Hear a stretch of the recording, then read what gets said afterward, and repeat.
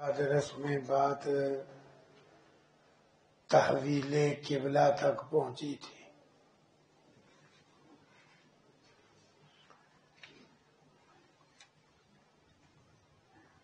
امام الانبیاء جناب محمد الرسول اللہ صلی اللہ علیہ وسلم جب مکہ مکرمہ میں تھے تو اس وقت بھی قبلہ بیت المقدس تھا، لیکن مکہ مکرمہ میں یہ گنجائش موجود تھی، کیوں اس شہر کے اندر ہی بیت اللہ ہے، تو وہاں اس طریقے سے نماز پڑھنا ممکن تھا کہ رخ بیت المقدس کو ہی کیا جائے لیکن درمیان میں رخ بیت اللہ کی طرف بھی ہو جائے۔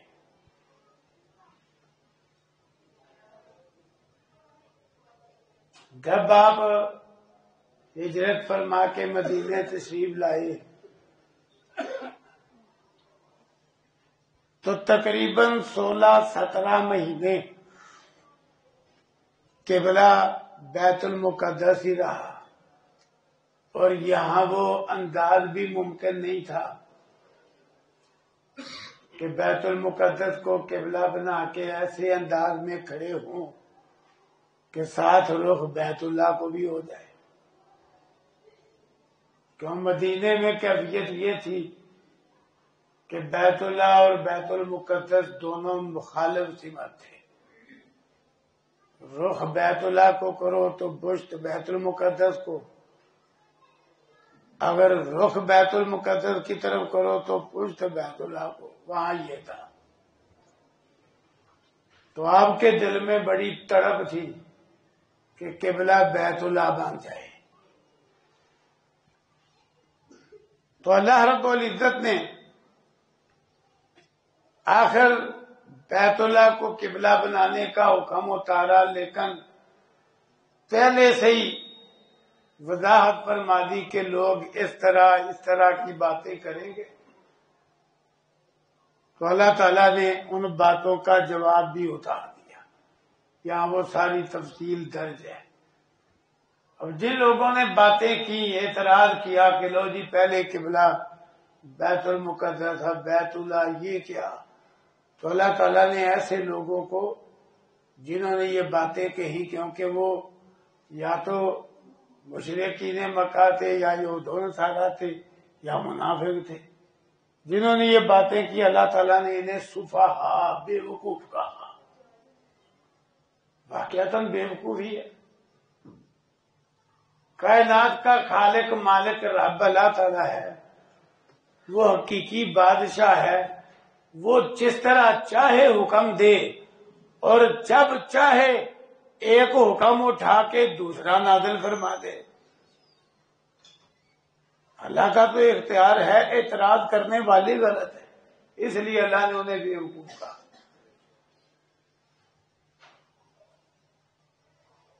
تو قبلہ پھر بیت اللہ کو بنا دیا گیا۔ جب قبلہ بیت اللہ کو بنا دیا گیا نا، تو مشرک بھی باتیں کرنے لگ گئے اور اہل کتاب بھی باتیں کرنے لگ گئے۔ پہلے بھی کرتے تھے، اب بھی کرنے لگ گئے۔ وہ کہنے لگ گئے لو، کیونکہ ملت ابراہیم میں قبلہ بیت اللہ تھا پہلے، کہنے گے لو ہمارے قبلے کی طرف تو آ گئے ہیں نا، رفتہ رفتہ ہمارا دین بھی قبول کر لیں گے۔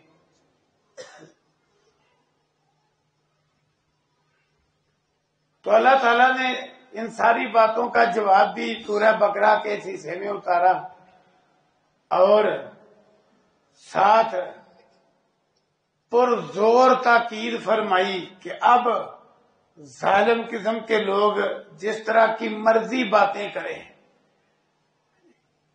ہم نے حجت پوری کر دیا اور ہم نے اٹل حکم اتار دیا ہے، اب آپ جہاں کہیں بھی ہوں، مسجد حرام کے اندر ہوں، مکہ مکرمہ شہر میں ہوں، دنیا کے کسی کونے میں بھی ہوں، اب آپ نے نماز میں رخ بیت اللہ کو ہی کرنا ہے، کسی کی باتوں کی کوئی پرواہ نہیں کرنا۔ دراصل جب تک قبلہ بیت المقدس تھا اس وقت جو باتیں تھیں وہ پھر بھی کئی لوگوں کے لیے وزن رکھتی تھی۔ کیوں؟ مشرکین مکہ کہتے تھے لوگ دعویٰ ملت ابراہیمی کا اور قبلہ بیت المقدس، اور اس طرح کی باتیں ہی اہل کتاب کرتے تھے کہ ہماری یوں مخالفت کرتے ہیں لیکن قبلہ بیت المقدس ہمارا۔ اب جب قبلہ بیت اللہ کو بنایا گیا یہ سارے اعتراضات ختم ہو گئے، تو اللہ نے فرمایا ہم نے اعتراضات ختم کر دیے لیکن ظالم لوگ اب بھی کریں گے۔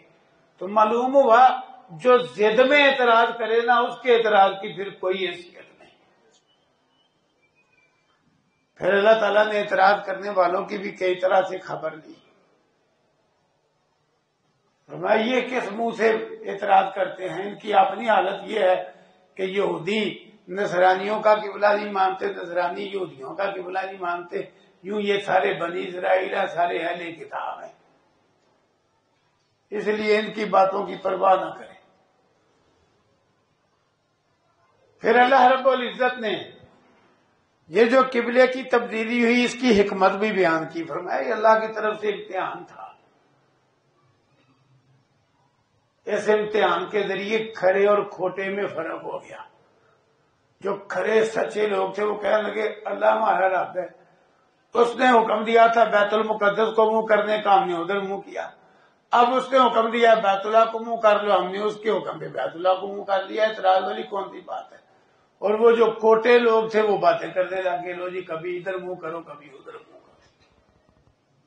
تو یہ حقیقت کھل گئی، اور ساتھ اللہ نے وضاحت بھی فرمائی کہ اللہ تعالیٰ کے جو احکامات ہیں ان میں جس طرح کی مرضی تبدیلی ہو یہ عام لوگوں پہ بڑے بھاری ہیں، لیکن اللہ اکبر جن لوگوں کو اللہ ہدایت دے دے ان پر کوئی مشکل نہیں۔ پھر ایک اور سوال پیدا ہوا، کچھ لوگ اس دور میں فوت ہو گئے تھے جب قبلہ بیت المقدس کی طرف تھا، ادھر ہی انہوں نے منہ کر کے نمازیں پڑھی۔ اشکال پیدا ہو گیا ان نمازوں کا کیا بنے گا، تو اللہ نے وضاحت کر دی وَمَا كَانَ اللَّهُ لِيُضِيعَ إِيمَانَكُمْ، اللہ تمہارا ایمان ضائع کرنے والا نہیں۔ نماز کے لیے اللہ نے لفظ ایمان بولا، اس کی دو وجہ ہیں، پہلے میں بات پوری کر لوں۔ فرمایا اللہ تعالیٰ تمہارا ایمان ضائع کرنے والا نہیں کہ اس وقت جنہوں نے بیت المقدس کو منہ کر کے نمازیں پڑھی اور اسی حالت میں دنیا سے چلے گئے تو اس وقت حکم وہی تھا، لہذا وہ ٹھیک تھے، تو ان کی نمازیں قبول ہیں، درست ہیں۔ تو بہرحال اللہ نے یہاں نماز کے لیے ایمان کا لفظ کیوں بولا؟ ایک تو اس لیے کہ نماز کے بغیر ایمان نہیں۔ اللہ تعالیٰ نے قرآن کریم میں، رسول اللہ صلی اللہ علیہ وسلم نے حدیث اور سنت میں اس کی بڑی وضاحت کی ہے۔ جو ہو بے نماز اور دعویٰ ایمان اور اسلام کا کرے وہ اپنے دعوے میں جھوٹا ہے، اس لیے نماز کو ایمان کہا۔ نماز مومن اور کافر کے درمیان فرق ہے، صحیح مسلم کی حدیث میں بھی ہے۔ دوسری وجہ یہ ہے ایمان تین چیزوں کا نام ہے، دل سے ماننا، زبان سے اقرار کرنا، اعضائے بدن سے عمل کرنا۔ تو نماز کے اندر تینوں جمع ہوتی ہیں، دل کی اخلاص نیت بھی، اور زبان سے قیام میں، رکوع میں، سجدے میں، تحیات میں، اور سارا پڑھنا بھی جو بار بار اقرار ہے، اور اعضائے بدن کے ساتھ عمل بھی، کبھی ہاتھ باندھ کے کھڑا ہے، کبھی رکوع میں ہے، کبھی سجدے میں ہے۔ تو اس میں تینوں چیزیں موجود ہیں، اس لیے اللہ تعالیٰ نے نماز کو کیا نام دیا؟ ایمان۔ اللہ اکبر۔ پھر اللہ تعالیٰ نے قبلے کی تبدیلی کا مسئلہ بیان کرتے ہوئے ساتھ اور بڑی باتیں سمجھا دی۔ رسول اللہ صلی اللہ علیہ وسلم کو تاکید فرمائی کہ یہ جس طرح کی مرضی خواہش کریں، آپ نے اللہ کا اتارا ہوا ماننا ہے، ان کی خواہشات کی پیروی نہیں کرنا۔ تو آپ کی وساطت سے ہر مومن اسی بات کا پابند ہے، یہود و نصارہ کی، کفار و مشرکین کی خواہشات کے پیچھے نہیں چلنا، پیچھے کس کے چلنا ہے؟ جو اللہ نے اتارا ہے اور پیغمبر صلی اللہ علیہ وسلم نے بتلایا ہے۔ ساتھ اللہ نے یہ بھی وضاحت فرمائی جس طرح یہ آخری امت ساری امتوں میں بہترین ہے، ہم نے قبلہ بھی سب سے بہترین دے دیا۔ روئے زمین پہ سارے شہروں میں سب سے اونچا اور اعلیٰ شہر مکہ مکرمہ ہے، اور ساری مسجدوں میں سب سے اونچی مسجد مسجد حرام ہے۔ جہاں ایک نماز پڑھو تو 1,00,000 نماز کا اجر ملتا ہے، اس کے برابر اور کہیں نہیں۔ تو اس لیے سب سے اعلیٰ امت کو سب سے اعلیٰ قبلہ اللہ نے آخرکار عطا کر دیا۔ پہلے امتحان تھا، پھر ساتھ اس نعمت پہ اللہ نے شکر کا بھی حکم دیا، شکر کا اس آخری امت کو کہ دیکھو ہم نے تمہیں امت سب سے افضل بنایا۔ کتنی اللہ کی نعمتیں ہیں، لوگ تو بے قدری کر رہے ہیں، ہم نے تمہیں امت سب سے بہتر بنایا، سب سے بہتر پیغمبر تمہاری طرف مبعوث کیا، سب سے بہتر قبلہ بھی ہم نے تمہیں عطا کیا۔ تو فرمایا جب اتنی نعمتیں ہم نے تم پہ کیا تو فاذکرونی اذکرکم، تم میرا ذکر کرو میں تمہارا ذکر کروں گا۔ ذکر کی ایک فضیلت ہی بہت ہے کہ تم میرا ذکر کرو، اللہ فرماتے ہیں میں تمہارا ذکر کروں گا۔ انسان اللہ کا ذکر کرتا ہے زمین پہ، اللہ ذکر کرے گا عرش پہ۔ انسان اللہ کا ذکر کرتا ہے اپنے جیسے انسانوں میں، اللہ عرش پہ اپنے اس بندے کا ذکر کرے گا فرشتوں میں۔ فاذکرونی اذکرکم واشکروا لی ولا تکفرون، اور میرا شکر ادا کرو نہ شکری نہ کرو۔ اب دینی احکامات پر عمل میں کیونکہ اعتراضات بھی ہوتے ہیں، مخالفت بھی ہوتی ہے، ٹکراؤ بھی، تو اللہ تعالیٰ نے پھر اس مسئلے کے بعد ایمان والوں کو مخاطب کر کے ایک حکم دیا، ایمان والوں صبر اور نماز کے ذریعے اللہ کی مدد طلب کرو۔ اللہ اکبر۔ انسان کے لیے مسائل کا، مشکلات کا حل صبر اور نماز میں ہے۔ صبر سے تکلیف ہلکی ہو جاتی ہے، اجر بھی ملتا ہے اور حوصلہ بھی پیدا ہو جاتا ہے۔ اسی طرح نماز سے اللہ کے ساتھ تعلق قائم ہونے کی وجہ سے حوصلہ بھی ہو جاتا ہے، تکلیف بھی ہلکی ہو جاتی ہے اور اللہ کی مدد بھی اترتی ہے۔ تو اس لیے جس طرح کے مرضی مصائب، مسائل، مشکلات، پریشانیاں، دکھ، درد، تکلیفیں ہوں، ان ساری چیزوں کا علاج ہے یہ دو کنجیاں، استعینوا بالصبر والصلاۃ۔ اللہ اکبر۔ فرمایا صبر اور نماز کے ساتھ اللہ کی مدد۔ معلوم ہوا بے صبرے پر اللہ کی مدد نہیں اترے گی، بے نماز پر بھی اللہ کی مدد نہیں اترے گی۔ اور پھر بہت سارے مسائل میں تو ان کا حل بطور خاص مخصوص نمازوں کو بتلایا گیا ہے۔ دیکھو بارش نہ ہو تو صلاۃ الاستسقاء، کسی کام کا ارادہ ہو تو صلاۃ الاستخارہ، سورج یا چاند کو گرہن لگ جائے تو صلاۃ الکسوف، گرہن کی نماز، گناہ ہو جائے تو 2 رکعت نماز پڑھ کے توبہ، صلاۃ التوبہ۔ اسی طرح کوئی پریشانی آ جائے، مصیبت آ جائے، وضو کرو، 2 رکعت نماز پڑھو اور اللہ سے مدد مانگو۔ رسول اللہ صلی اللہ علیہ وسلم کو جب تکلیف آتی آپ نماز شروع کر دیتے۔ اللہ اکبر۔ تو یہی ہوگا، پہلی امتوں میں بھی یہ طریقہ تھا۔ جناب جریج پہ مصیبت آئی، بہتان لگ گیا، لوگوں نے عبادت خانے کی اینٹ سے اینٹ بجا دی، اللہ اکبر، عزت ساری جو بجی ہوئی تھی خاک میں مل گئی۔ فوراً اللہ کی بارگاہ میں نماز شروع کر کے مدد مانگی، اللہ نے کرامت ظاہر کر دی۔ نماز سے فارغ ہوئے اور کہا لاؤ بچہ کدھر ہے؟ کہتے ہو میرا۔ لایا گیا، اس کے پیٹ پہ انگلی مار کے کہا او بابوس، بابوس نام تھا بچے کا، کون ہے تیرا باپ؟ وہ نہ بولنے کی عمر میں چند گھنٹوں کا بچہ، وہ بول کے کہتا ہے میرا باپ تو فلاں چرواہا ہے۔ لوگ فوراً معذرت کرنے لگے اور کہنے لگے ہم سونے کا عبادت خانہ بنائیں۔ یہ اتنی بڑی برکت ہے نماز کے اندر مدد مانگنے سے حاصل ہوئی، یہی اللہ حکم دے گا نماز کے ذریعے مدد مانگو۔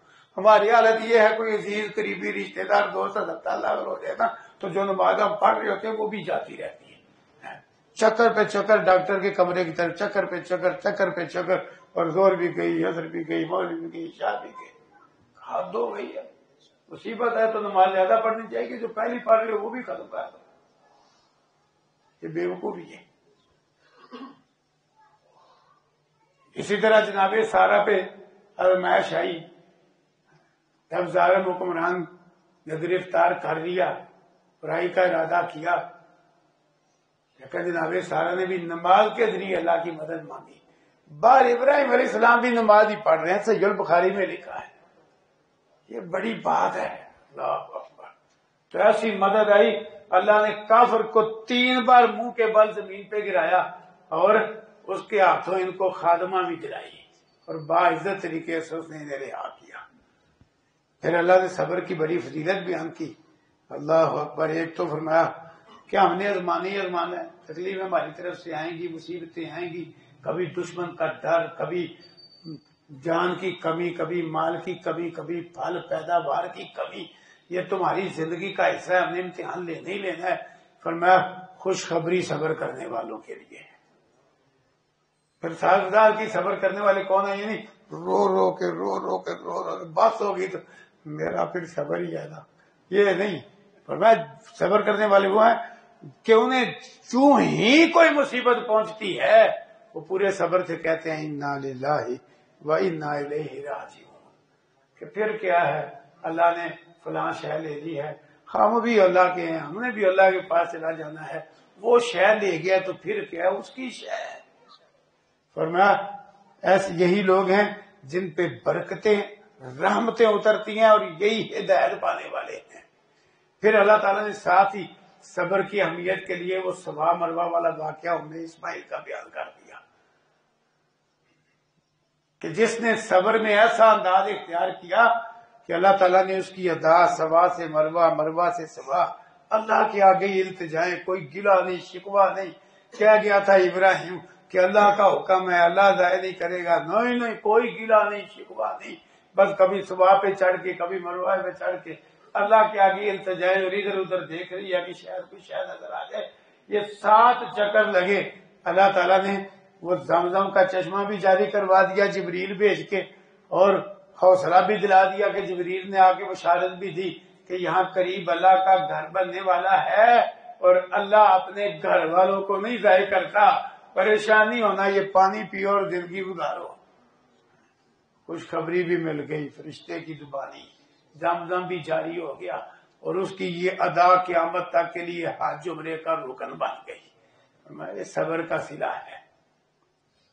پھر اللہ تعالیٰ نے سورت کے اندر ایک مضمون بیان کیا ہے 2 مقامات پہ کہ اللہ کا اتارا ہوا حق، اس کی آیتیں، پیغمبر صلی اللہ علیہ وسلم کی حدیثیں، یہ چھپانا خطرناک جرم ہے.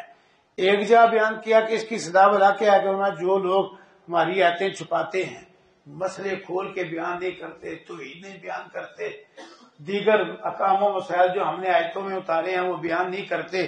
فرمایا ان پہ اللہ کی لعنت ہے، سارے لعنت کرنے والوں کی لعنت ہے. اللہ اکبر. کتنی خطرناک سزا ہے. پھر دوسرے مقام پہ اسی صورت میں فرمایا جو اللہ کا اتارا ہوا چھپاتے ہیں، لوگوں کو حق نہیں بتلاتے، کھول کھول کے مسئلے نہیں سناتے. فرمایا یہ لوگ دنیا کا مال بٹورنے کے لیے ایسا کرتے ہیں، یہ اپنے پیٹوں میں آگ بھر رہے ہیں اور اللہ کل قیامت کے دن نہ ان سے کلام کرے گا، نہ انہیں پاک کرے گا اور ان کے لیے دردناک عذاب ہے. حق چھپانا کتنا خطرناک جرم. یہ اصل میں پہلے یہودیوں کی روش تھی، یہودیوں کی روش، لیکن آج اسلام کا نام لینے والوں میں بھی یہ روش آ گئی ہے. جتنے کلمہ پڑھنے والوں میں بد عقیدہ ہیں اور بدعتی لوگ ہیں وہ سارے ہی حق چھپاتے ہیں، نہیں بیان کرتے حق، حقیقت ہے. تو یہ بڑا خطرناک جرم ہے جس کی خطرناکی اللہ نے یہاں بیان کی. پھر اللہ تعالیٰ نے سورت کے اندر اپنی قدرت کی چند نشانیاں بیان کی جن سے پتہ چلتا ہے کہ اللہ اکیلا ہے، اس کا کوئی شریک نہیں. فرمایا آسمانوں اور زمینوں کی تخلیق میں، رات اور دن کے مختلف ہونے میں، اور سمندروں دریاؤں میں پانی کا سینہ چیر کے چلنے والی کشتیوں میں، اور جو اللہ آسمان سے بارش برساتا ہے اس بارش سے اللہ تعالیٰ مردہ زمین کو زندہ کرتا ہے اور طرح طرح کی پیداوار اگاتا ہے اس میں. اور پھر ہوا ایک ہے لیکن اتنی قسمیں ہوا کی شرقی، غربی، شمالی، جنوبی، خشک، گرم، تر، سرد، اتنی قسمیں. اور پھر وما آسمان اور زمین کے درمیان بادلوں کو مسخر کرنے میں کوئی ٹانکا نہیں، جوڑ نہیں، نیچے سے کوئی جوڑ نہیں، اوپر سے کوئی ٹانکا نہیں، لیکن بادل جب تک جہاں چاہتا ہے اللہ وہ ٹھہرے رہتے ہیں. فرمایا ان ساری باتوں میں اللہ کی توحید اور قدرت کی نشانیاں ہیں، پر عقل والوں کے لیے، بیوقوفوں کے لیے نہیں، عقل والوں کے لیے جن کی عقل سلامت ہے. اللہ اکبر. پھر اللہ تعالیٰ نے سورت میں ایک مضمون بیان کیا. دنیا میں بڑے لوگ گمراہی کے اسباب میں ایک سبب ہے اللہ کا اتارا ہوا نہیں پڑھنا، قرآن نہیں پڑھنا، حدیث نہیں پڑھنا، گمراہ کن لیڈروں کے ہتھے چڑھنا ہے. کسی کو پیر پکڑ لینا ہے، کسی کو رابر پکڑ لینا ہے، اور اس کی بات کو قرآن حدیث سے آگے سمجھنا ہے، پیچھا تک نہیں اس کو کرنا، اس کے خلاف بات نہیں سننا. فرمایا کل قیامت کے دن ایسے راہبر جو ہے نا اپنے پیروکاروں سے بری ہو جائیں گے. جب وہ بری ہو جائیں گے نا تو اب پیروکاروں کو سمجھ آئے گی ہم نے تو ان کی خدمتیں کی، ان کو پیچھے نہیں کیے، یہ وہ یہ کیا، یہاں ہم ہمارا ساتھ چھوڑ گئے. تو کہیں گے کاش ہمیں اللہ ایک دفعہ دنیا میں بھیجے گا تو ہم بھی ان سے اسی طرح بری ہوں گے جس طرح یہ ہم سے بری ہوئے ہیں. اللہ اکبر. تو یہ حسرت بری بات ہے. آنکھیں بند کر کے بھیڑ بکری کی طرح کسی کے پیچھے چلنے والوں کی حسرت بری باتیں وہ بھی اللہ تعالیٰ نے صورت میں بیان کی ہیں. پھر اللہ تعالیٰ نے صورت میں انداز بدل کے کہیں سارے لوگوں کو مخاطب کر کے، کہیں ایمان والوں کو مخاطب کر کے ایک حکم دیا کہ لوگوں حلال طیب کھاؤ. بس دو لفظ بولے، حلال طیب. ان دو لفظوں میں بڑا کچھ ہے. حلال طیب، اس میں پہلی بات تو یہ ہے کہ جو کھانا ہے وہ فی نفسی حلال ہو. نمبر دو، حلال ذریعے سے ہی حاصل ہو. مثلا بکرا حلال ہے، دودھ حلال ہے، سیب حلال ہے، یہ ساری نعمتیں حلال ہے. لیکن اگر ذریعہ سودی ہو، رشوت کا ہو، جوے کا ہو، وہ حلال نہیں رہے گا. فی نفسی بھی شے حلال ہو اور ذریعہ بھی حلال ہو. ساتھ طیبن کا لفظ بولا جس کا مطلب ہے وہ شے حلال ہونے کے ساتھ ساتھ پکیدہ بھی ہو. کیوں؟ شے بے شک فی نفسی حلال ہے، اگر وہ گندی ہو جائے اور کھانا ہے باسی ہو جائے، اس میں بدبو پیدا ہو جائے. فی نفسی تو حلال تھا لیکن اب پکیدہ نہیں رہا، گندا ہو گیا، گندا ہو گیا. جانور ہے حلال ہے لیکن اس کو شرعی طریقے سے ذبح نہیں کیا گیا، وہ گندا ہو گیا، مردار ہو گیا. یہ اللہ نے دو لفظ بول کے سارا کچھ ہی بیان کر دیا کہ شے بھی حلال ہو، ذریعہ بھی درست ہو، شے کی حالت بھی صحیح ہو، پکیدہ ہو، گندی نہ ہو گئی ہو. دین اسلام پکیدہ دین ہے جس میں ہر شے ہی پکیدہ ہے. تو آج کے پرفتن دور میں یہ بڑا کام خراب ہے. حرام ذرائع بڑے ہو گئے ہیں، حقیقت ہے. حتیٰ کہ ایک تو بہت سارے لوگ لاگی اس بات پہ گئے ہیں، لوگ حلال ذریعے سے کمائی نہیں جاتا. وہ کہتا ہے کمائی ہوتی تب حرام کرو. ہیرا پھیری، ملاوٹ، جھوٹ، ناپ تول میں کمی، سودی ذریعہ، جوئے بازی ہے تب کمایا جاتا ہے. یہ بالکل غلط ہے، یہ اللہ پہ بہتان ہے. دوسری طرف خصوصاً جب سے یہ تقرین اور نیٹ کا سلسلہ ہے بڑے کاروبار حرام شروع ہو گئے. کہیں جناب وہ آج کل وہ ہر بندے پوچھتا کرتا ہے وہ جس میں ممبر بناتے ہیں اتنے پیسے کا اکاؤنٹ کھولو آج ممبر بناؤ. ہاں جی وہ روزانہ جناب بچت آ رہی ہے. مطلب مجھے کس بات کی بچت آ رہی ہے؟ نہ یہ شراکت ہے، نہ تجارت ہے، نہ ملازمت ہے، نہ مزدوری ہے. سیدھا سیدھا سود آ رہا ہے. تو بھی کھا رہا ہے، ساتھ جن کو ممبر بناتے ہیں ان کو بھی کھلا رہا ہے. پکا حرام ہے، یاد رکھنا. پھر نہ کہنا چیز نے بتلایا نہیں تھا. حرام ہے پکا. اسی طرح نیٹ کے اوپر ہی مارکیٹنگ، بڑا منہ بول کر مارکیٹنگ ہے. وہ شہر کی جگہ پڑی ہوئی ہے. پہلے میں نے خرید لی، پھر بھائی عبداللہ نے خرید لی، پھر بھائی صاحب نے خرید لی، پھر بھائی عمر نے خرید لی. شہر نے پڑی ہوئی ہے. یہ اتنا حرام ہے، صحیح البخاری میں لوگوں کو اس پر کوڑے مارے جاتے تھے. طریقہ یہ ہے کہ میں نے ایک شے خریدی ہے نا، میں اس کو وہاں سے اٹھا کے اپنی جگہ لے کے جاؤں، وہاں آگے بیچوں. وہاں جو مجھ سے خریدے وہ اس کو اٹھا کے کسی اور جگہ لے کر جائے، وہاں بیچے. یہ حکم ہے. ایک ہی جگہ شے پڑی ہوئی ہے اور بار بار بک رہی ہے، بس وہ دوسرے کو دکھا کہتا ہے وہ میرا مال پڑا ہے، آپ کتنے کا خریدتے ہیں؟ وہ کہتا ہے اتنے کا. لو جی پیسے اس کے اکاؤنٹ میں آگے، سودا ادھر ہی پڑا ہوا ہے. اب وہ آگے رابطہ کر رہا ہے، او بھائی وہ میرا مال پڑا، وہیں پڑا ہوا، میرا مال پڑا ہوا ہے، کتنے کا خرید رہے ہو؟ وہ دوسرا خرید رہا ہے، پھر وہاں سے تیسرا، مال ادھر ہی بیچارہ پڑا ہوا ہے، سکرین پہ ہی گردش ہو رہی ہے بات. یہ حرام ہے، اس پر کوڑے مارے جاتے تھے رسول اللہ کے زمانے میں. لوگ پیسے کا لالچ ہے، بندے کے صحیح ایماندار ہونے کا پتہ ہی اس وقت چلتا ہے جب مال آ رہا ہو تو پھر دیکھے حلال ہے کہ حرام ہے، پتہ ہی تب چلتا ہے. تو اس لیے اللہ نے انداز بدل بدل کے صورت میں حلال کھانے کی ترغیب کیا اور حرام سے بچنے کا حکم دیا ہے. کہیں آئی الناس کہہ کے، کہیں آئی الذین آمنوا کہہ کے، پاکیزہ حلال چیزیں کھاؤ اور اللہ کا شکر کرو اگر تم اسی کی عبادت کرنے والے ہو، حلال کھاؤ. پھر اللہ نے سورت میں 4 حرام چیزوں کا ذکر کیا. مردار، اور مردار ہر وہ شے ہے جس کو شرعی طریقے سے ذبح نہیں کیا گیا، خواہ گر کے مر جائے، گلا دب سے مر جائے، دوسرے جانور کے سینگ سے مر جائے، اونچی جگہ سے گر کے مر جائے، لاٹھی سے مر جائے، یہ سب مردار ہے. یا ذبح کرو لیکن ذبح صحیح طریقے سے نہیں کیا جو شرعی ہے، تب بھی مردار ہے. یعنی شرعی طریقے کے علاوہ جانور خواہ ذبح ہو خواہ بہت آ جائے اس کو، وہ مردار ہی ہے، حرام ہے. خون جو جانور کو ذبح کو تو بہتا ہے، حرام ہے شریعت اسلامیہ میں. خنزیر کا گوشت جو آج عیسائی سب سے زیادہ شوق سے کھاتے ہیں، بڑی مرغوب غذا ہے ان کی، جو بغیرتی اور ظلم پیدا کرتا ہے. عیسیٰ علیہ السلام اتریں گے قرب قیامت تو خنزیر کا خاتمہ ہی کر دیں گے. آج عیسائی شوق سے کھا رہے ہیں. خنزیر کا گوشت حرام ہے. پھر چوتھی چیز، ہر وہ شے جس پہ اللہ کے علاوہ کسی اور کا نام لے لیا جائے کہ یہ فلاں کے نام کی ہے.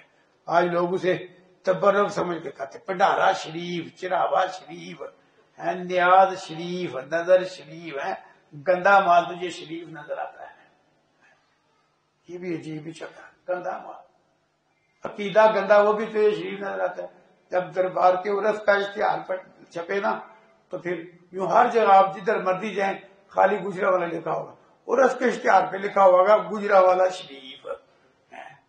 شرک سے گجرا والا شریف ہو گیا، شرک سے تو شاید گدی ہو جاتی ہے. تو بھی پڑھارا شریف، تبرک شریف، کوئی نہیں تبرک شریف، اللہ کو پتہ جانا ہے حرام ہے. جس پر غیر اللہ کا نام لیا جائے وہ حرام ہے. یہ 4 چیزیں حرام بیان کی. اللہ اکبر. پھر اس سورت کے اندر اللہ تعالیٰ نے ایک مقام پہ سچے اور متقی بندوں کی چند زبردست نشانیاں بیان کی. لوگوں نے کیونکہ بڑی بات کی نا مخالفوں نے، جی قبلہ پہلے ادھر تھا پھر ادھر. اللہ نے فرمایا سمت کی تو بات ہی کوئی نہیں، سمت کی اپنی کوئی حیثیت نہیں. فرمایا لیس البر ان تولوا وجوہکم قبل المشرق والمغرب، منہ مشرق کو کرو مغرب کو کرو، یہ نیکی نہیں. اگر اپنی مرضی سے ہو تو یہ کوئی نیکی نہیں. اپنی مرضی سے نہ بیت المقدس کو منہ کرنا نیکی ہے، نہ بیت اللہ کو منہ کرنا نیکی ہے. نیکی کب ہے؟ جب اللہ کے حکم کے مطابق ہو. اللہ کے حکم کے مطابق بیت المقدس کو منہ ہو تو تب بھی نیکی ہے، بیت اللہ کو منہ ہو تو تب بھی نیکی ہے. ان دونوں سے ہٹ کر منہ ہو جائے، حکم اللہ تعالیٰ کا ہو تو تب بھی نیکی ہے. ہٹنے کی مثال دے دوں، ہٹنے کی، دونوں سے ہٹنے کی. اندھیرا ہو، قبلہ معلوم کرنے کا کوئی ذریعہ نہ ہو تو اللہ تعالیٰ نے فرمایا ہے جب پتہ نہ چلے تو مشرق بھی اللہ کا ہے مغرب بھی اللہ کا، جدھر بھی تم منہ کرو گے وہیں اللہ کا چہرہ ہے. تو اللہ کے حکم سے کہ جب پتہ نہیں چل رہا قبلہ کدھر ہے تو پھر جدھر بھی منہ ہو جائے گا وہ بھی کیا ہو جائے گی؟ نیکی. تو بات اللہ کے حکم کی ہے، سمت جگہ کی کوئی حیثیت نہیں ہے. یہ بنیاد باندھ گئے تمہید. پھر اللہ فرماتے ہیں آؤ ہم تمہیں بتلائیں کہ اصل نیک کون ہے. وہ جو اللہ پہ ایمان لائے، آخرت کے دن پہ ایمان لائے، فرشتوں پہ ایمان لائے، ساری کتابوں پہ ایمان لائے، سارے نبیوں پہ ایمان لائے. ایمان بھی اس طرح کا جس طرح کا قرآن حدیث میں ایسے ہی ایمان ان چیزوں پہ. پھر فرمایا اللہ کا دیا ہوا مال اللہ کی محبت میں رشتہ دار کو دے، یتیم کو دے، مسکین کو دے، مسافر کو دے، مانگنے والوں کو دے، گردنیں آزاد کرنے میں مال خرچ کرے. یہ ہے نیک کہ اللہ کا دیا ہوا مال اللہ کی محبت میں، محبت والی جگہوں میں خرچ کرے جہاں اللہ کو پسند ہے. یہ نہیں اپنا پیٹ ہی آگے رکھا ہوا ہے بس. نہیں. پھر فرمایا نماز بھی قائم کرے، زکوٰۃ بھی دے، یہ ہے نیک. اور وعدہ کرے تو پورا کرے، تنگ دستی میں بھی صبر کرے، بیماری میں بھی صبر کرے، میدان جہاد میں بھی صبر کرے. اللہ اکبر، یہ ہے نیک. سبحان اللہ. بیماری میں بھی صبر کرے، تنگ دستی ہے پھر بھی صبر. یہ نہیں بیماری لمبی ہو گئی کہ اللہ کو میرا گھر ہی ملا ہے. تنگ دستی آ جائے تو کہ لو اللہ نے مجھے فقیر کرنا تھا. لو نہیں، صبر کرے. جہاد کے حالات بن جائے تو میدان جنگ میں بھی صبر کرے. یہ ساری نشانیاں کتنی ساری اللہ نے بیان کی ہیں. فرمایا جن میں یہ ہے نا اولئک الذین صدقوا، یہی لوگ ایمان کے دعوے میں سچے ہیں اور یہی لوگ متقی ہیں. پھر اس صورت میں اللہ تعالیٰ نے قصاص کا مضمون بیان کیا اور قصاص کو زندگی کا بدلہ. دین اسلام میں بدلے کا قانون نافذ ہے، جان میں بھی جان سے کم میں بھی. پر قصاص بدلہ، اس کے لیے جو لفظ قصاص ہے نا اس میں چند باتیں ضروری ہیں، وہ اس لفظ سے معلوم ہو رہی ہیں. ایک بات یہ کہ بدلہ اسی سے لینا ہے جس نے ظلم کیا ہے. یہ نہیں قاتل کو چھوڑ کے کسی اور کو قتل کر دو، مظلوم ظالم بن جائے گا. ایک تو بدلہ کس سے لینا ہے؟ جس نے ظلم کیا ہے. دوسرا اتنا ہی لینا ہے جتنا اس نے ظلم کیا ہے، زیادتی بدلے میں بھی نہیں کرنا، تبھی مظلوم ظالم ہو جائے گا. یہ بھی ضروری ہے. اور بدلے میں طریقہ بھی وہی اختیار کرنا ہے جو ظالم نے اختیار کیا ہے. کہ یہودی شخص نے ایک بچی دیکھی، سونے کے کنگن تھے. یہ پرانی چکر ہے، مال کے لالچ میں مال بھی چھین لو اور جان سے بھی مار دو. اس نے 2 پتھروں کے درمیان سر رکھ کے نا کچل دیا بچی کا سر اور کنگن اتار دی. اس کے اندر ابھی سانس تھی. رسول اللہ علیہ وسلم کے پاس اس کو لایا گیا. اب اندازہ تو ہوتا ہی ہے کہ یہ علاقے میں کام کس کا ہو سکتا ہے. رہنے والوں کو عموماً کوئی بھی کام ہونا اندازہ ہوتا ہے. تو نہیں اندازہ ہوتا ہی ہے جی کہ محلے میں، علاقے میں کون کس طرح کا ہے. اللہ بری شہرت سے بچائے. اندازہ ہوتا ہی ہے. اور دفاع کرنے والے جتنا مرضی دفاع کرے، جو کردار ہوتا ہے وہ بولتا ہی بولتا ہے، اچھائی بولتا ہے اور برائی بولتا ہے. تو اندازہ ہوتا ہے. تو نفسم کو بھی اندازہ تھا کہ یہ اس کا کام ہو سکتا ہے، اس کا آپ نے پھر کئی نام لی. تو یہ اس نے قدر کیا، اس نے نہیں. وہ یہودی کا نام آ گیا تو اس نے ایسے سارے لایا کہ ہاں اس نے. اس کو پکڑ کے جب تفتیش کی گئی وہ مان گیا کہ ہاں یہ میرا ہی کام ہے. وہ مان گیا پھر کہ میرا ہی کام. تو اب رسول اللہ صلی اللہ علیہ وسلم نے کیا کیا؟ سہیح البخاری کی حدیث ہے، اس یہودی کا بھی سر ایک پتھر نیچے رکھا، ایک کچل کے مارا. اس طرح کا قصاص نافذ ہونا عدل کے مطابق تو واقعی زندگی ہے، سکھ ہو جاتا ہے. کتنے لوگوں کو قصاص میں سزا ملی، چند واقعات ہیں پر دیر تک امن ہو گیا. آج کے اس دور میں بھی دیکھ لو، مملکت سعودیہ میں کوئی پورا اسلام نافذ نہیں، موٹی موٹی یہ چیزیں نافذ ہیں. مثالی امن ہے. کافر حسد کا شکار ہے کہ اتنا امن کیوں ہے صورت میں. وَلَكُمْ فِي الْقِصَاصِ حَيَاةٌ يَا أُولِي الْأَلْبَابِ. بدلے میں زندگی ہے. جب ظالم کو پتا ہونا کہ میں نے بدلے میں بچنا نہیں تو اس کی جرت ہی ختم ہو جاتی ہے. یہاں جرت اس لیے ہے کہ لوگوں کو پتا ہے کہ جس طرح کی مرضی حکومت ہو. ہاں جی، بابا جی تو دنیا سے بڑی دیر کے چلے گئے ہوئے ہیں لیکن بابا جی کام آ جاتے ہیں. بابا جی والا نوٹ ہے، وہ تو بڑی دیر سے چلے گئے لیکن وہ کام ہے. ان کو پتا ہے جتنا مرضی جیسا مرضی حکمران ہو ویسے مکمکہ. جہاں یہ چیز ہے نا وہاں قانون کا کوئی احترام نہیں. تو جب قانون کا احترام ہی نہیں تو بدامنی ہے. ادھر والا جہاں مدرسہ ہے نا وہاں ایک فیکٹری میں لوگ بڑے جناب مطمئن ہو جاتے ہیں، سیکورٹی کیمرے ہیں. بڑا بول کر کے کہتے جی ہم نے سیکورٹی کیمرے لگائے ہوئے. کوئی بھی حفاظت نہیں کرتا ہے.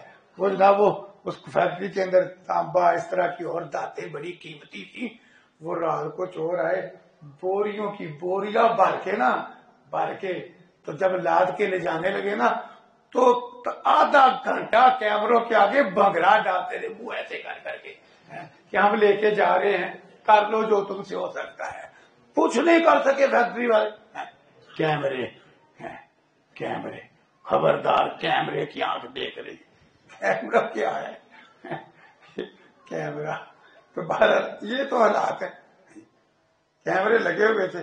وہ جو قصور کی بچی بیچاری قتل ہوئی تھی، آج تک نہیں کوئی حل ہوا. کیمرے تو تھے. کیوں؟ جہاں رشوت ہے وہاں قانون کی حیثیت ہی نہیں ہے. حکم کا ہو جانا ہے، کام ختم ہے. تو جب ظالم کو، مجرم کو پتا ہو کہ میں اپنے انجام کو پہنچوں گا، وہ پھر جرم سے باز آتا ہے. اس لیے جو اسلامی سزائیں ہیں نا وہ بڑی زبردست ہے. کیمرے بیچارے نے کیا کرتا ہے جی. تو اس لیے اللہ تعالیٰ نے قصاص بیان کیا یہاں. پھر اللہ تعالیٰ نے سورہ بقرہ میں پورے ایک رکوع کے اندر روزوں کے احکام و مسائل بیان کیے کہ روزہ بھوکا پیاسا رکھنے کے لیے نہیں، روزہ متقی بنانے کے لیے ہے. کہ روزے سے تربیت ملتی ہے متقی بننے کی. اللہ نے نا سورہ آل عمران کے ایک مقام پر 5 صفتیں متقیوں کی بیان کی ہیں: صبر کرنے والے، سچائی والے، فرض نفل نماز پڑھنے والے، خرچ کرنے والے، رات کے پچھلے پیر بخشش مانگنے والے.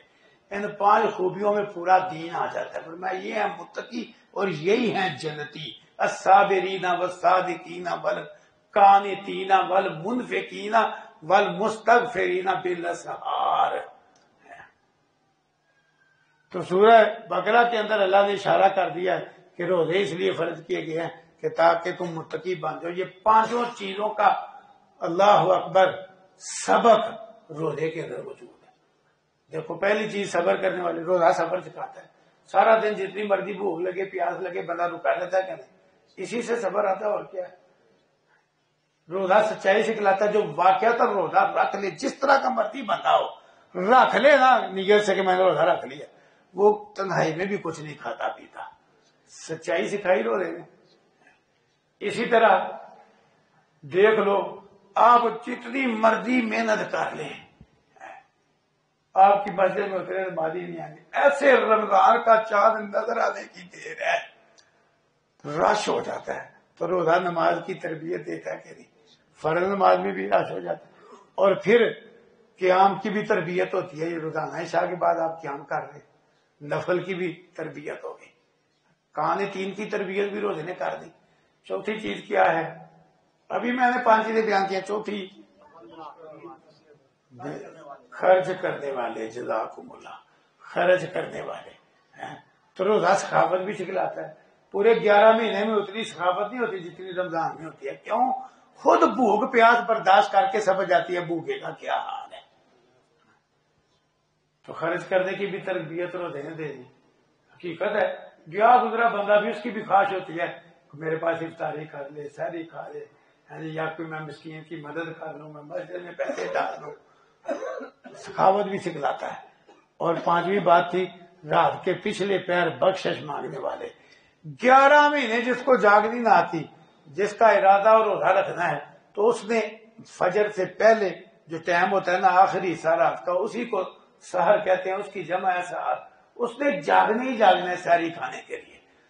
تو جب سحری کھانے کے لیے جاگا ہوا ہے تو ساتھ استغفار بھی کر ہی سکتا ہے. یا اللہ معاف کر دے، یا اللہ بخش دے، یا اللہ تیرے کہنے پہ اٹھ پڑا ہوں، روزہ رکھنے لگا ہوں، معاف کر دے.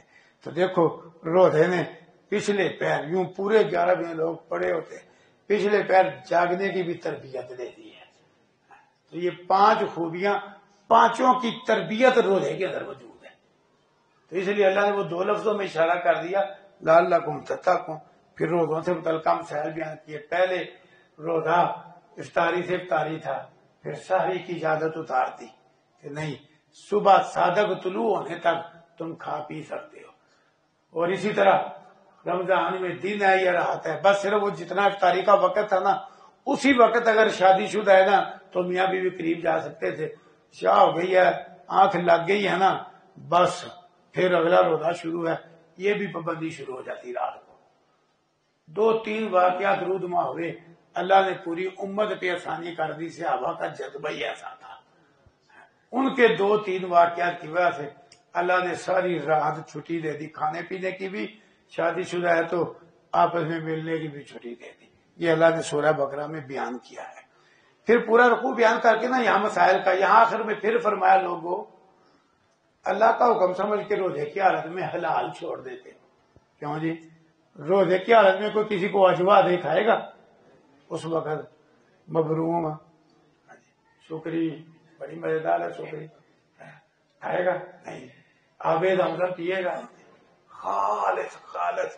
بھائی یاسر صاحب کے بھائی واپڈیٹوں نے ہم نے فارم بنایا ہے، وہاں کی خالص بھینسوں کا دودھ ہے. نہیں کسی نے روزے کیا میں پینا، جتنا مرضی خالص پیے گا بھائی نہیں. کیوں؟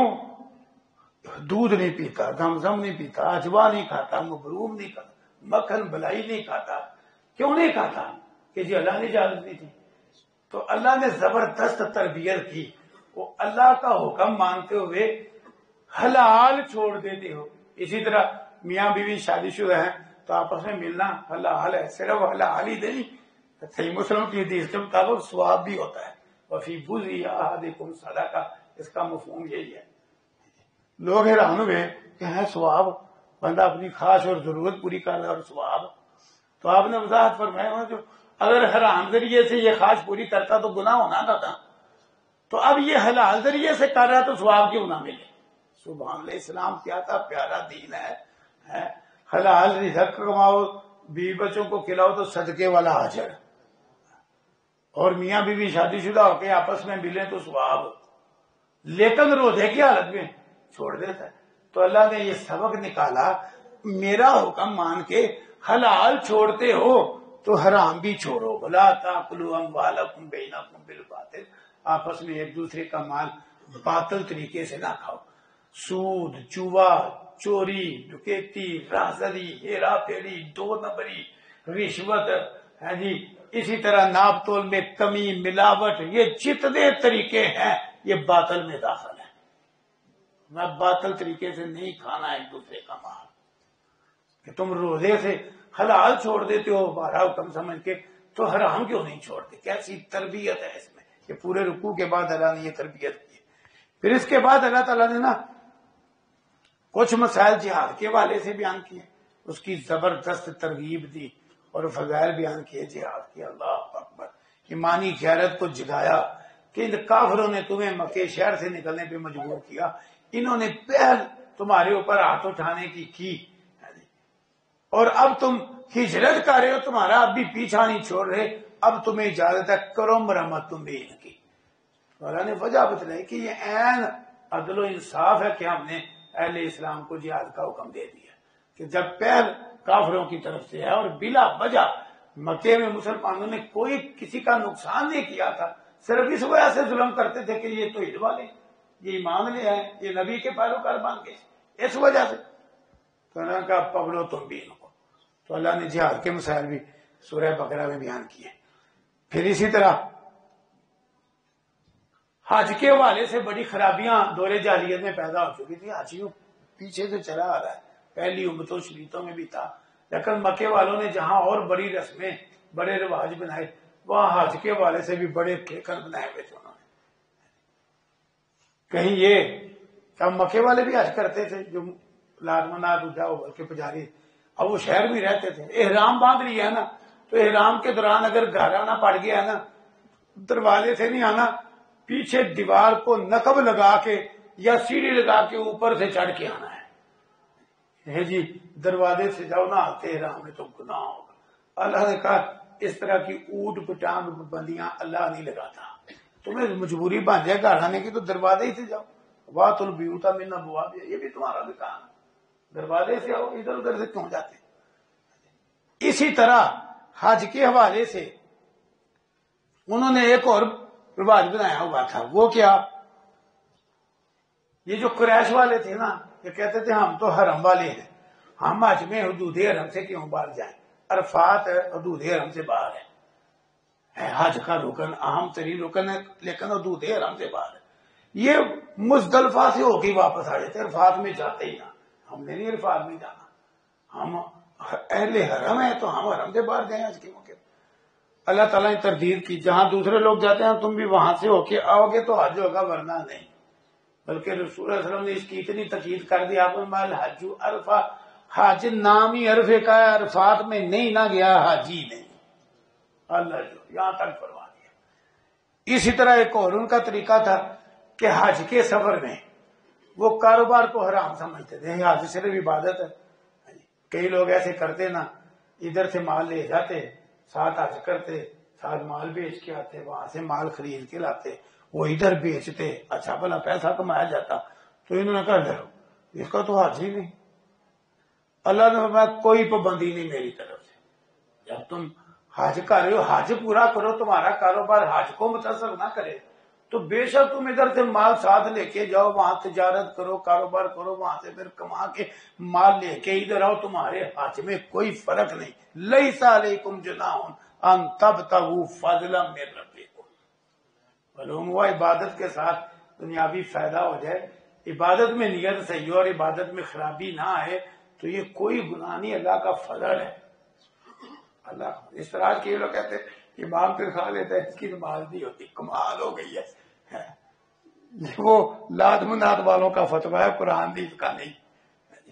تو کہتا ہے ایک شخص تھا وہ سواری چلاتا تھا کرائے پہ.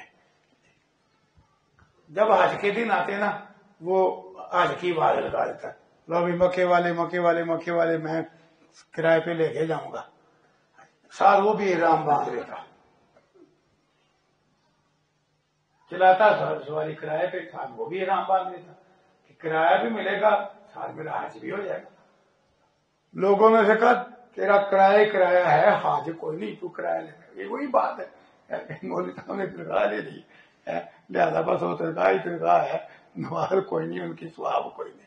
پتہ نہیں ویسے مولوی نکاح بھی پڑھاتے ہیں جنازے بھی پڑھاتے ہیں پر کئی لوگوں کو مولوی سے تکلیف بڑی ہے. وہ تکلیف بڑھا کے میں بتلاؤں یوں نکاح ہو تو تب بھی کوشش کریں گے مولوی صاحب پڑھائے جنازہ ہو تو تب بھی کوشش کریں گے مولوی صاحب پڑھائے. مولوی صاحب کو 2 گھنٹے انتظار بھی کرواتے وہ تکلیف بڑھا کے بات کی ہے. جو لوگ کرنا چاہتے ہیں نا تو جو مخلص مولوی ہے نا صرف ہی ہے حق بیان کرنے والا جو لوگ کرنا چاہتے ہیں وہ کرنے نہیں دیتا وہ کہتا غلط ہے.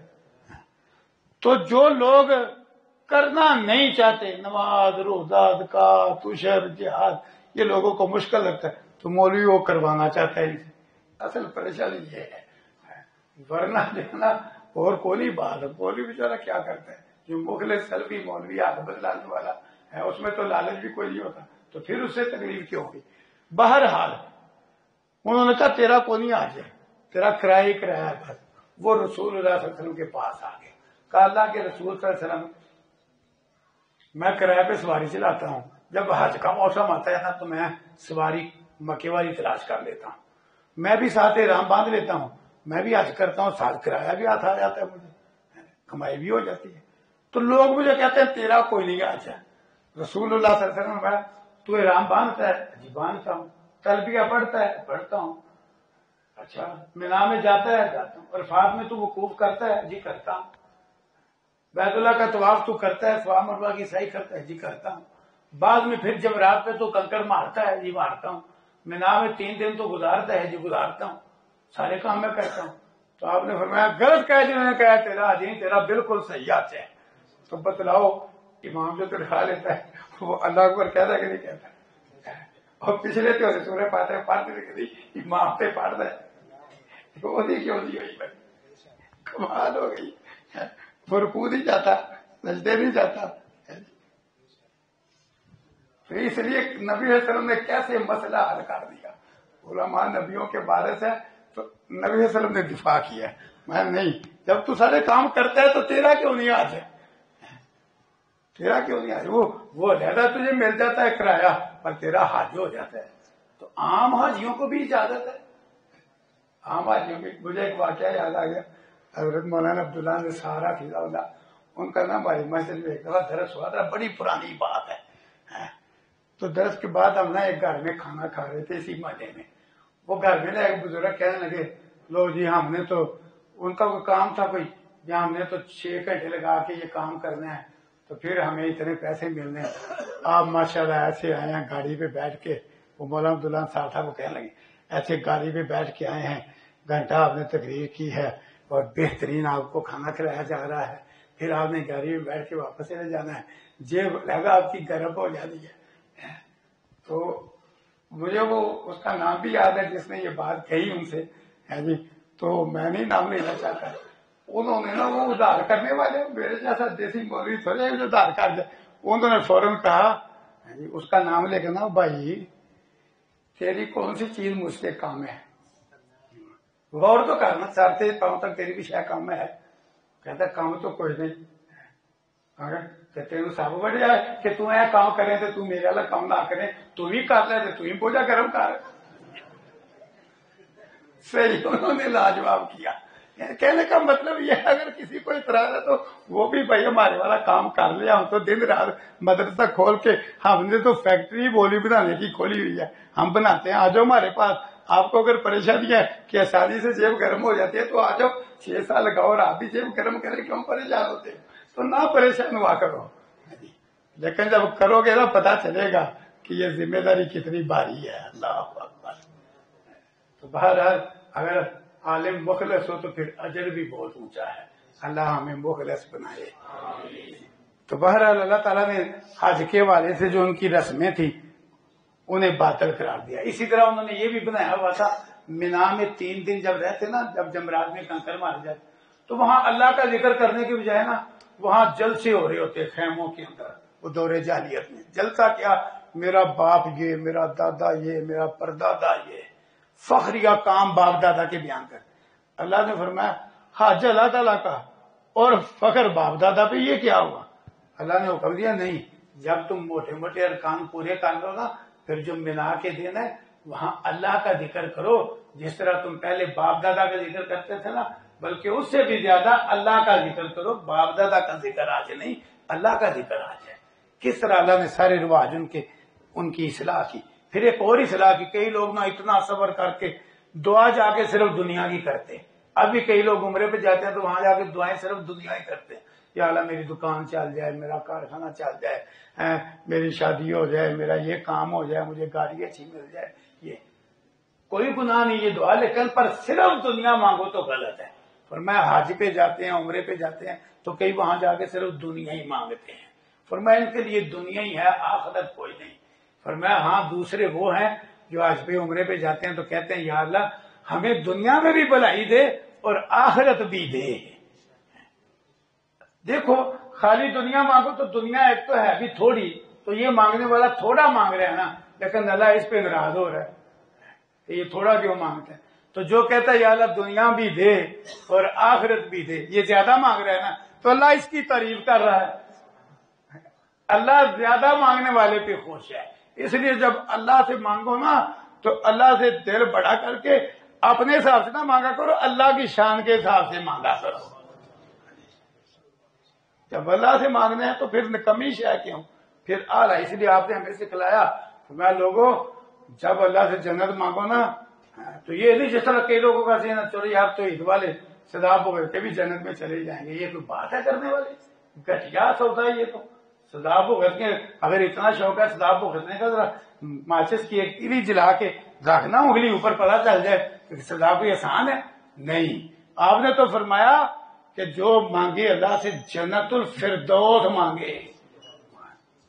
فردوس فرمایا وہ جنت کے سارے درجوں سے اونچا درجہ ہے، سب سے اعلیٰ ہے اور اتنی بلند ہے کہ اس کے اوپر صرف اللہ کا عرش ہی ہے، اس کے اوپر اور پھر شاید کوئی نہیں. اتنی میں وہ مانگا کرو. اونچا معیار سے بلایا رسول اللہ صلی اللہ علیہ وسلم نے. ہلکی پھلکی شاہ کیوں مانگتے؟ ایک شخص آیا اس دن 2 رکعت نماز پڑھی تو کہتا ہے یا اللہ مجھ پہ رحمت کر اور محمد صلی اللہ علیہ وسلم پہ رحمت کر، ہمارے ساتھ کسی تیسرے پہ رحمت نہیں کرنا. یہ سن نبی تو ہوتی عزیز ہے.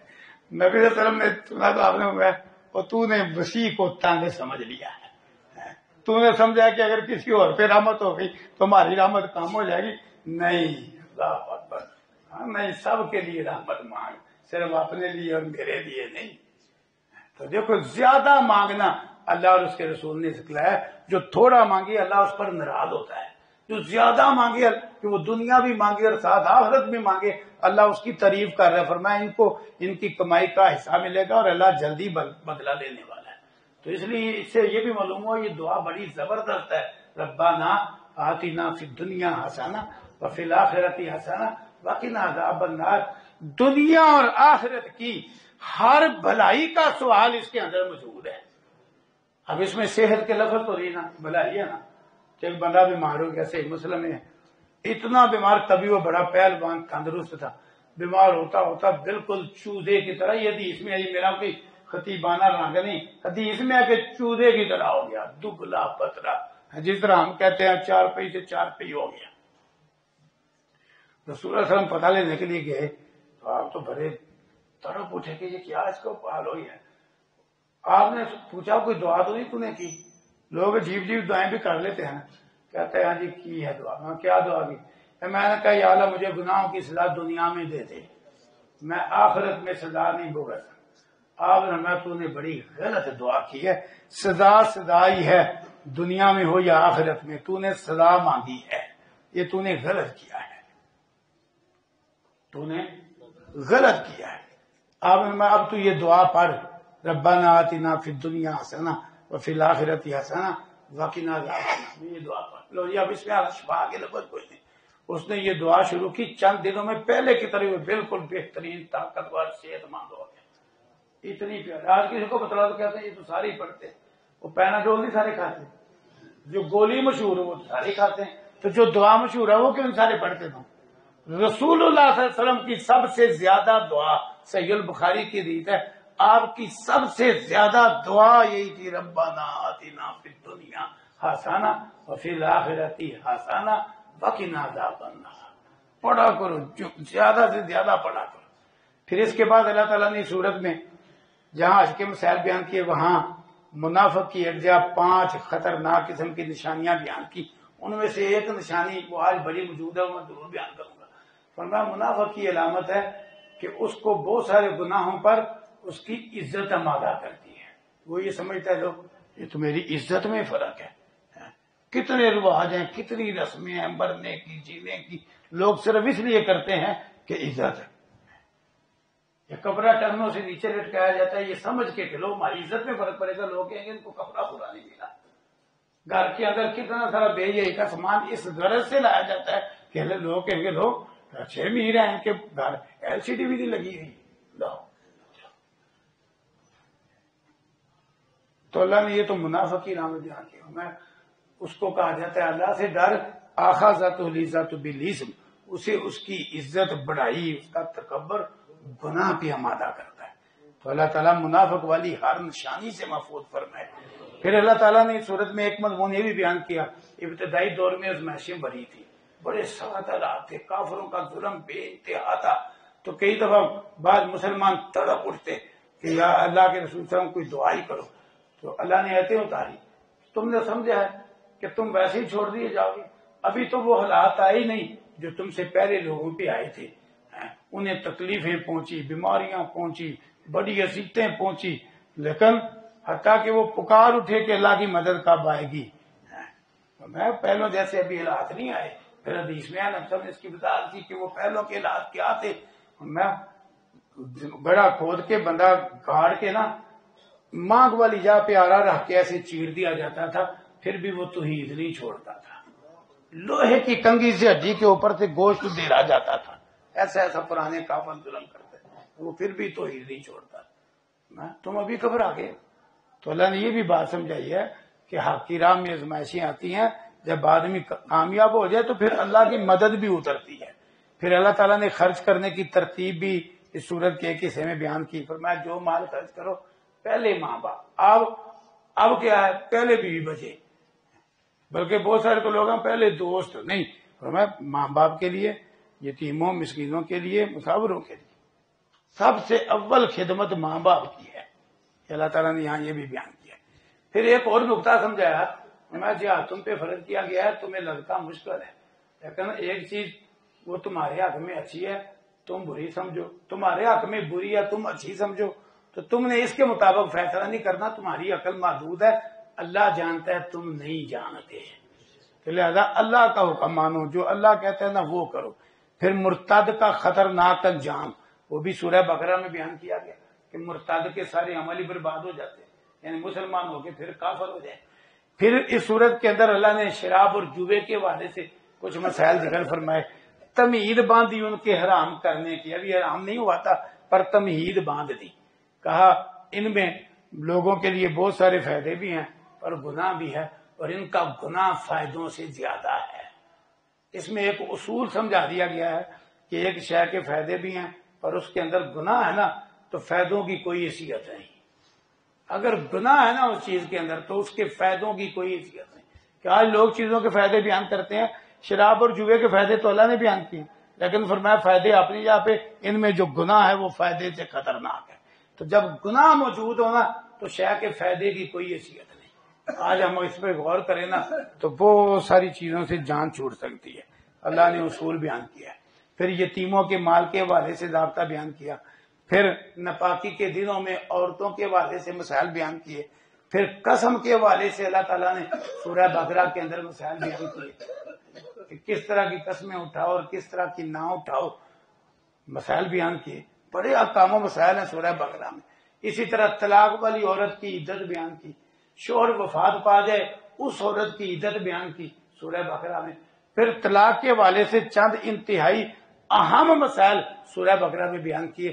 کل مضمون طلاق کے مسائل سے شروع کریں گے، بڑے اہم ہیں. آج لوگوں کو پتہ ہی نہیں طلاق دینا کب ہے کیسے ہے، بس ذرا بات ہی تو طلاق طلاق طلاق، پھر برسٹ ہی نکالتا ہے پورا.